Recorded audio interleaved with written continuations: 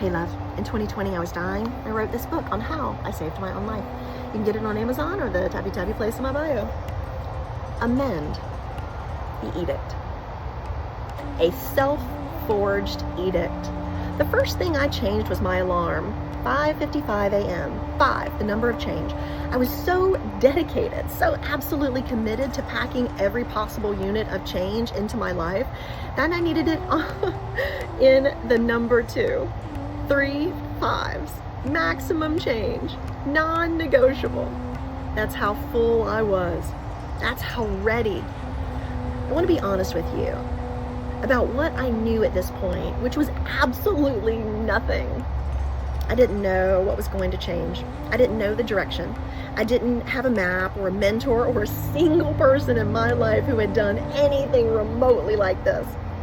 In fact, everyone I had ever witnessed attempt to change of this scale had been shamed for it, rejected, kicked out of the family for having the audacity to want different. But here's the thing, I'd already been kicked out of the family, of my marriage, of my own sense of self. So there was really nothing left to lose. And that was the most dangerous and most powerful place a human can occupy. Nothing left to lose is not a tragedy. It is a launch pad. So I launched, not with a plan, not with a vision board, not with a carefully mapped strategy, with an edict, a self-forged edict. Let me define what it, because that matters. A self-forged edict is not a goal. It is not an intention. It is not a New Year's resolution or a gentle commitment or a hopeful maybe. It is a proclamation hurled into the universe in the lightning flash second between who you were and who you were becoming. It is the moment you plant your flag in the soil and declare, not this! Whatever comes next, whatever the cost, whatever the unknown, whatever the loss, it will not be this. That declaration is not made with certainty.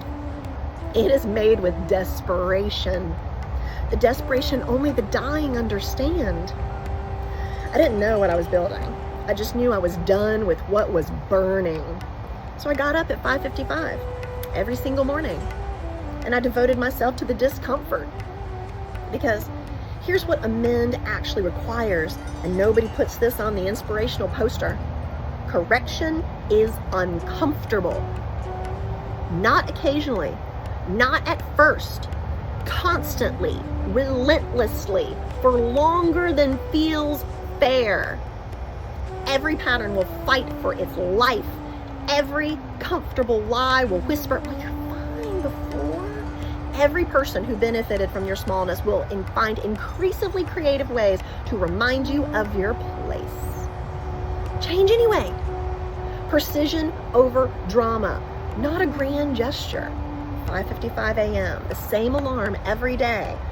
Refusal to stay the same. That's where amend begins. Not with the big move, with the daily one. Tell me what you're feeling right now, love, in the comments. I love you.